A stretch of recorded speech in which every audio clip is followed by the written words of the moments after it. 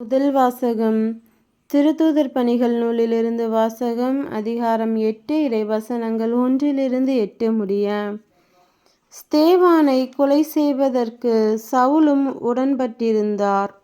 அந்த நாட்களில் எருசலேம் திருச்சபை பெரும் இன்னலுக்குள்ளாகியது. திருத்தூதர்களைத் தவிர மற்ற அனைவரும் யூதேயா சமாரியாவின் நாட்டுப்புறம் எங்கும் சிதறடிக்கப்பட்டு போயினர். இறைப்பற்று உள்ள மக்கள் ஸ்தேவானை அடக்கம் செய்து அவருக்காக மாரடித்து பெரிதும் புலம்பினர். சவுல் வீடு வீடாய் நுழைந்து ஆண்களையும் பெண்களையும் இழுத்து கொண்டு போய் அவர்களை சிறையில் அடைக்க செய்தார். இவ்வாறு அவர் திருச்சபையை அழித்து வந்தார். சிதறிய மக்கள் தாங்கள் சென்ற இடமெல்லாம் நற்செய்தியை அறிவித்து வந்தனர். பிலிப்பு சமாரியா நகர் சென்று அங்குள்ள மக்களுக்கு மெசியாவை பற்றி அறிவித்தார். பிலிப்பு சொன்னவற்றை கேட்டும் அவர் செய்த அரும் அடையாளங்களை கண்டும் வந்த திரளான மக்கள் ஒரு மனத்தோடு அவருக்கு செவிசாய்த்தனர். ஏனெனில் பலரை பிடித்திருந்த தீய ஆவிகள் அவர்களிடமிருந்து உரத்த குரலுடன் கூச்சலிட்டு கொண்டே வெளியேறின. முடக்குவாதமுற்றோர் கால் ஊனமுற்றோர் பலரும் குணம் பெற்றனர். இதனால் அந்நகரில் பெரும் மகிழ்ச்சி உண்டாயிற்று. இது ஆண்டவர் வழங்கும் அருள்வாக்கு. இறைவா உமக்கு நன்றி. நற்செய்தி வாசகம்.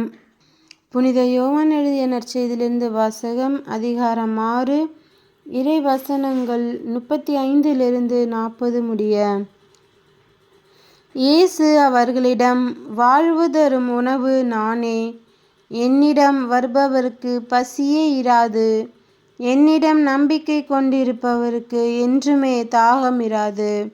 ஆனால் நான் உங்களுக்கு சொன்னவாறே நீங்கள் என்னை கண்டிருந்தும் நம்பவில்லை. தந்தை என்னிடம் ஒப்படைக்கும் அனைவரும் என்னிடம் வந்து சேருவர்.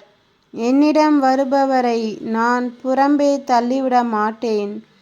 ஏனெனில் என் சொந்த விருப்பத்தை நிறைவேற்ற அல்ல, என்னை அனுப்பியவரின் விருப்பத்தை நிறைவேற்றவே நான் விண்ணகத்தில் இருந்து இறங்கி வந்தேன்.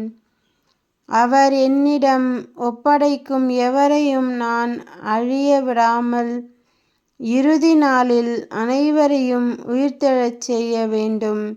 இதுவே என்னை அனுப்பியவரின் திருவுளம். மகனைக் கண்டு அவரிடம் நம்பிக்கை கொள்ளும் அனைவரும் நிலைவாழ்வு பெற வேண்டும் என்பதே என் தந்தையின் திருவுளம். நானும் இறுதி நாளில் அவர்களை உயிர்த்தெழச் செய்வேன் என்று கூறினார்.